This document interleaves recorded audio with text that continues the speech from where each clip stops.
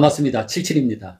그동안 제가 영상을 올리지 못해서 미안합니다. 최근에는 지금 경기도 양평 서정면이죠. 양수리 있는 쪽에 거기에 아주 지형 조건이 좀 특별한 그런 곳에다가 80평짜리 철근 콘크리트 주택 그거를 이제 공사를 하고 있습니다. 그래서 뭐 핑계 같은데 그 공사하느라고 좀 바쁘고 또 우리 이제 기술사 협회 그 일도 좀 많고 하다 보니까 영상을 못 올리고 좀 게을러졌네요. 이제 3월달 봄이 되면은 기술인 협회 협회장 또 선거도 있고 그런데 제가 좋아하는 선배님 김현태 회장님이 또 출마를 하니까 여러분들 기억해 두셨다가 좀 찍어 주시기 바랍니다. 얼마 전에 구독자분이 질문을 해왔어요. 집을 지었는데 도대체 이 집안에서 이 핸드폰이 터지지가 않는다는 겁니다. 그래서 그 이유를 살펴보니까 정말 좀 황당해요. 뭐냐면은 자 모던하게 아주 현대적인 디자인으로 건물을 설계해서 전체 뭐 동서남북 벽을 전부 통유리로 그렇게 디자인을 했어요. 그리고 요즘에는 유리를 좀 고성능으로 쓰지 않아요. 그렇기 때문에 기본적으로 뭐 로이 코팅이 돼 있고 그렇습니다. 근데 이 로이 코팅이 좋은 점도 있지만은 어떤 경우에 뭐 그게 심하진 않은데 이 전파를 차단하는 그런 성능도 있어요. 그렇기 때문에 이 보통 창이 좀 일반적이거나 창이 뭐 좀 적거나 그러면은 그거에 상관이 없는데 이 전체를 로이 코팅을 한 통유리로 전부 집을 외벽을 하다 보니까 이 통신, 이 핸드폰 전파가 막히는 겁니다. 물론 그럴 경우에는 뭐 집안에 그 뭐예요 중계기를 이렇게 달아주면 될 것 같아요. 그래서 어쨌든 여러분들이 이 창을 선택할 때 있어서 기본적으로 로이 코팅이 여러 가지 난방, 냉방 때 좀 세이브가 된다 이렇게 알고 계시는데 이러한 전파 차단 능력 때문에 이 집안에서 이 핸드폰이 터지질 않는다. 그러면 이 핸드폰 같은 경우는 이 통신사별로 이 주파수가 다릅니다. 그게 무슨 말이냐면은 이 어떤 신호를 이 주파수, 전자파, 전파로 그렇게 보내게 되는데 이 전파가 이 주파수 크기 특성에 따라서 좀 달라요. 그렇기 때문에 제일 먼저 선점한 통신사는 굉장히 성능이 좋은 이 통신 전파 주파수 대역을 먼저 선점을 할 수가 있겠죠. 그 다음에 뭐 나중에 선점한 뭐 LG라든지 이런 데는 그 주파수를 선택 못하니까 또 좀 어쩔 수 없지만 다른 주파수를 선택하게 돼요. 그래서 이 우리가 전파의 이런 주파수, 파장, 그 다음에 우리 음파라면은 고음파가 있고 또 저음파 이런 것들이 있죠. 그래서 그 특성이 다 다릅니다. 고음, 중음, 저음의 특성이 다르듯이 우리가 이 고주파 주파수하고 또 중간대역, 저주파 대역 전화가 오는 바람에 그래서 그 주파수 대역이 다릅니다. 어쨌든 이 로이 코팅은 뭐냐 하면은 우리가 이제 자 유리창 없이 집을 만들 수가 없잖아요. 그래서 유리창을 하게 되는데 거기에 뭡니까? 이 통풍 채광 거기에 따르는 이제 열이 입사열 들어오기도 하고 실내에 에너지 열이 나가기도 합니다. 그래서 창에 이런 연구 개발과 창의 성능을 높이기 위해서 많이 이제 개발을 하는데 그래서 옛날에는 그냥 유리창, 예? 그 다음에 이제 겹유리창, 페어그라스죠. 그 다음에 거기에 또 단열 성능을 높이기 위해서 유리와 유리 사이에 이제 단열 성능이 좋은 불활성 가스를 또 집어넣기도 하고 그 다음에 유리와 유리 사이에 그 간봉이라 그러죠. 그 간봉이 또 열 전도가 많이 되니까 그 단열 간봉을 쓰기도 하고 또 유리 사이에 여기 습기가 있으면 내부 결로가 생기니까 흡습제도 집어넣기도 하고 그 다음에 이런 어떤 에너지에 내가 필요 없는 에너지는 막고 또 집안에서 나가는 에너지도 막고 이러려니까 또 로이 코팅을 하게 돼요. 그게 금속 막의 코팅입니다. 일반적으로 로이 코팅을 함으로써 뭐 전화기 이런 통신 주파가 이렇게 차단되고 뭐 그런 거는 미약하다고 생각을 해요. 그렇지만 뭐 성능 높이기 위해서 로이 코팅을 뭐 심하게 했다든지 또는 그 면적이 너무 커진다든지 이러면 이 통신 방해가 될 수가 있는 겁니다. 그러기 위해서 해결 방법은 뭐 중계기를 달아놓든지 아니면 뭐 창을 좀 열어놔야 된다든지. 그래서 제가 작년, 재작년인가 양양에서 집을 지면서 보니까 거기도 마찬가지예요. 거실 창문을 닫으면 이 휴대폰이 터지질 않습니다. 그래서 창문을 좀 열어놔야 돼요. 예. 그게 번거로우니까 매번 뭐 창문을 열고 또는 뭐 나가서 통화를 할 수는 없잖아요. 그렇기 때문에 그 실내에다가 증폭기, 중계기를 달아야 돼요. 그러면 나는 뭐 SK텔레콤을 쓰는데 뭐 친구들이 놀러 왔는데 뭐 LG, U+, 뭐 이런 걸 쓴다. 그러면 그것도 각각 그 통신사별로 중계기를 달아야 되는 그러한 번거로움도 있겠죠. 그렇기 때문에 로이 코팅이 그러한 성능도 있다. 그리고 뭐 근본적인 로이 코팅이 뭐냐 이거를 알아보고 싶으신 분은 제 영상에 이 로이 코팅 유리에 대한 것들이 나와 있으니까 그거 참고해서 보시면 됩니다. 그러면 우리가 집을 이제 지을 때 건축 계획을 하고 설계를 할 때 이 창에 대해서 굉장히 중요한 요소거든요. 그렇기 때문에 거기에 대한 약간 개념적인 것만 제가 말씀을 드릴게요. 이 창의 역할은 뭐 여러분들이 더 잘 아실 거예요. 특히 조망, 그 다음에 이제 문 열고 환기 통풍이 돼야 되겠죠. 그 다음에 이제 채광도 들어와야 되고. 그래서 남쪽 창과 또 북측 창, 뭐 이런 것들을 그런 개념에서 다 고려를 해야 됩니다. 그리고 이제 창을 선택할 때는 국토교통부에서 정한 건축물 에너지 설계 절약 기준에 보면은 그 이제 창에 대한 또 그러한 규정이 있어요. 어떠한 품질 규정인데 그거는 뭘 기준으로 하냐면은 열 관류율로 합니다. 열 관류율. 열 관류율이라는 거는 이러한 어떤 벽이 있다. 그러면 여기가 실내고 이쪽이 실외예요. 그러면 실내에서 이 온도가 높은 실내에서 겨울철 바깥으로 빠져나간다든지 또는 여름철 고온측 바깥에서 실내로 열이 들어온다든지 이 열이 이렇게 뚫고 나가는 거 이거를 열 관류라 그러거든요. 그 열 관류에 어떤 열 관류가 잘 되는 거, 열 관류율이 높다 그러죠. 열 관류가 이거 뚫고 나가기 힘든 거, 열 관류율이 낮다 그러죠. 그 값을 기준으로 하는 겁니다. 그래서 이 표에 한번 보실 것 같으면은 그걸 뭐 세세히 아실 건 없고 계략적으로 알면은 도움이 많이 돼요. 별표 4로 되어 있는데 창 및 문의 단열 성능이라 그래서 이제 우리 건축물에서 이제 창이 있고 문이 있죠. 그러면 그 기준을 정해 놓은 겁니다.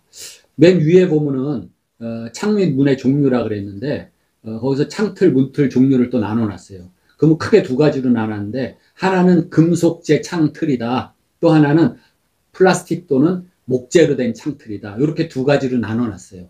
거기서 보면은 금속재는 또 이 창틀 일본말로 왁구라 그러죠. 창틀에 열교 차단제를 적용한 게 있고 또는 열교 차단제를 적용하지 않은 거 이렇게 또 둘로 나누고 그다음에 플라스틱 창틀, PVC 창이라 그러죠. 그 창틀하고 창틀이 목재로 된 거는 이게 같이 묶어서 하나로 묶어놨어요.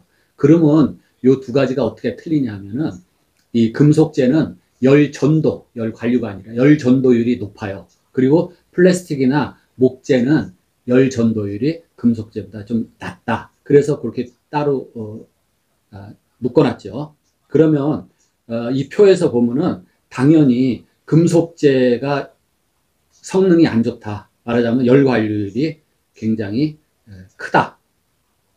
큰 게 나쁜 거예요. 그래서 숫자 큰 게 열 관류가 잘 되는 겁니다. 그래서 금속재이면서 열교 차단제가 적용 안 된 거 맨 윗줄에 보면은 복층창 뭐 해서 4.0 뭐 이런 게 나오죠. 이 세로 부분의 이 축을 보면은 창에서 복층창, 3중창, 4중창이 나와 있고 그 밑에는 이제 문에 대한 거예요. 그러면 복층창이면 복층창이라는 거는 겹유리죠. 겹유리, 페어그레스. 그 다음에 3중창이라는 거는 유리 3장을 겹쳐서 하나로 만든 복층창입니다. 3페어그레스. 그 다음에 4중창은 실제로 유리를 4장을 겹쳐서 쓰는 경우는 별로 없고 복층창을 더블로 2중창으로 만들면 그걸 4중창이라고 그렇게 쳐주는 거예요. 아니면 3중창, 3중 페어 유리에다가 호창을 해도 그거를 4중창이라고 그렇게 합니다. 그러면 이 표에서 봤듯이 제일 단열 성능이 떨어지는 게 금속재 프레임으로서 금속재 틀로서 그 복층창인데 일반 목층 창이 4.0. 그 다음에 성능이 제일 좋은 거는 그 플라스틱 또는 목재로 됐는데 사중창이에요. 사중창으로 돼 있으면은 그리고 공기 요 유리의 공기층 두께가 나오죠. 그래서 공기층 두께도 16mm 이상 되는 게 1.2 요런 열 관리율 값이 나와요. 맨 밑에 나와 있죠. 그래서 요 또 페어그래스도 그 창의 종류 맨 윗줄 첫째 번 칸에 그 공간 띄우는 거를 6mm, 12mm 또는 16mm 이상 이렇게 나눠 놨는데 그렇다고 해서 공간을 너무 많이 떴다고 해서 단열 성능이 그렇게 도움되는 건 아니에요. 예, 6mm, 12mm, 16mm 그렇게 나눠 놨다. 그 다음에 여기서 창 및 문의 성능에서 맨 밑에 가면 단창이라는 게 나오죠. 단창. 단창은 그야말로 유리 한 겹입니다. 유리 한 겹. 예, 그거는 금속재에 썼을 때는 뭐 6.6. 제일 높아요.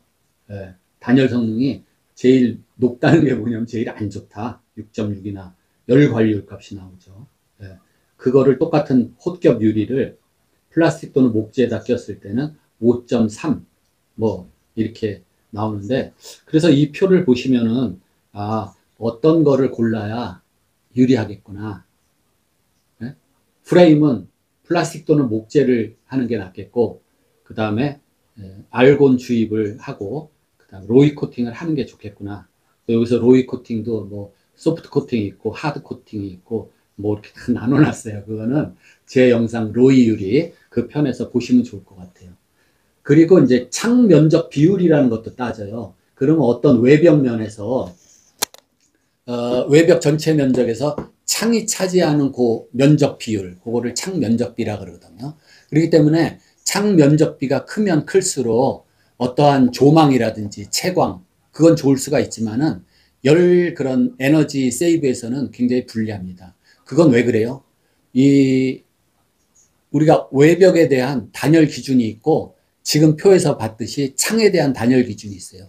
그러면 이 얘기가 나왔으니까 제가 그걸 좀 알려드리려고요. 외벽에 대한 단열 기준을 한번 보실 것 같으면 건축물 에너지 절약 설계 기준 거기 이제 별표 1이라는 데 보면은 이제 지역별 또 건축물 부위별 열 관리율 그 표가 나와요. 그 열 관리율보다 높지 않게 단열을 해라 이런 뜻입니다. 그러면 한번 참고적으로 여러분들이 볼 것 같으면 이것도 우리나라의 뭐 중부 1지역, 중부 2지역, 그 다음에 뭐 남부 지역, 제주도 뭐 이렇게 다 나눠놨는데 그냥 참고적으로 하나 볼 것 같으면요. 거실의 외벽이 있습니다. 거기서 외기에 직접 면하는 경우가 있고 간접적으로 면하는 경우가 있는데 외기에 직접 면하는 경우에는 이제 중부 지역 같은 경우에 0.17 뭐 이렇게 나와 있는데 이 값을 이제 기억을 하고 이 창 제일 성능 좋은 거 그러면 어떻게 돼요? 사중창이 돼야 되겠죠. 거기다가 알곤 주입도 해야 되고 로이 코팅도 소프트 코팅으로 하고 그 다음에 목재 또는 플라스틱 그게 가장 좋겠죠. 그러면 그 값이 여기 표에 보듯이 1.2라는 값이 나옵니다. 1.2. 그러면 외벽의 열 관리율하고 얼마가 차이가 나요? 한 0안 차이가 난다고 보시면 돼요. 대략. 그 표를 너무 이렇게 숫자 가지고 따지시면 안 되고 그 표가 있잖아요.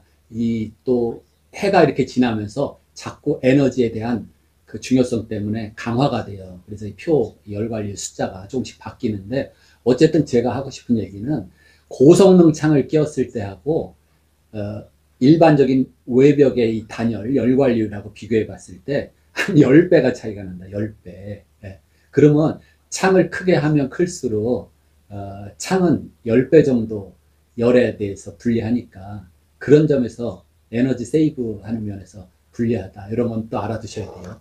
그렇다고 제가 지금 짓고 있는 그 양평 서정면에 있는 집처럼 규모는 진짜 저택이죠. 80평. 근데 대체적으로 창들이 좀 작아요. 거실도 그렇고. 그거는 뭐 건축주 취향이 그러니까 좋다 나쁘다는 말씀드리기 어려운데 단열면에서 굉장히 우수하죠. 일단 기본적으로 작으니까. 예. 그래서 외벽의 골조의 단열 성능이 에너지 절약 설계 기준에 보면은 훨씬 더 창보다 이 성능이 좋을 수밖에 없다. 이걸 말씀드리고 싶어요. 그 다음에 또 한 가지는 이제 디자인적인 거거든요. 그렇기 때문에 우리가 어떤 박스형으로 좀 현대적인 디자인으로 이렇게 집을 설계하면은 창을 크게 통유리를 끼고 뭐 할 수도 있어요. 근데 이게 뭐 미국식 그냥 전통적인 목조주택 디자인이다. 그러면은 그 외부에서 보는 집의 이런 볼륨이 있잖아요.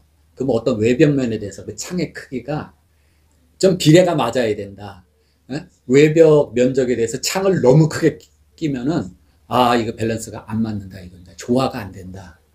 뭐 옛날부터 이 디자인하는 미술하는 분들이 그러한 비례에 대한 벽의 면적과 창의 면적에 대한 비례 이런 것들을 엄청 생각하고 관찰하고 그래서 다 만들었다.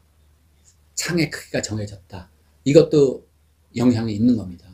또 한 가지는 그런 디자인적인 거 말고 이런 건축물 뼈대, 골조의 종류에 따라서 창을 크게도 하고 크게 못하고 이런 경우가 있어요. 그래서 과거에는 이런 석조가 됐던 뭐 블럭, 벽돌조가 됐던 이 조적으로 쌓아 올린 이러한 건물 그런 경우는 이 조적 벽체의 특성상 창을 또 크게 못 내죠.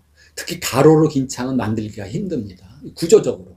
근데 기둥들이 쭉 올라가고 세로로 긴 창을 그건 크게 영향이 없어요. 그래서 여러분들이 어디 유럽을 여행 가시든지 또는 미국에 가셔서 전통적인 미국의 그 전형적인 경량 목조주택을 보신다든지 그러면 아 그래서 창이 너무 크면 또 안 되겠구나.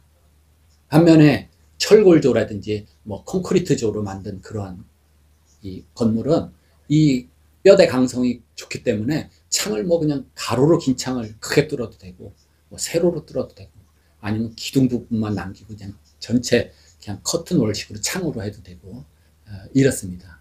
그래서 우리가 이 건축물에서 창이 차지하는 비중, 영향이 크다. 그 중에서도 오늘은 구독자분이 질문을 하셔서 여러분들한테 말씀드리는데 이 창에서 유리에서 이 로이 코팅이 생각지도 못한 이런 통신 전파를 방해하는 경우도 있다. 이거를 알아두시면 되겠습니다. 다음 시간에 뵙겠습니다.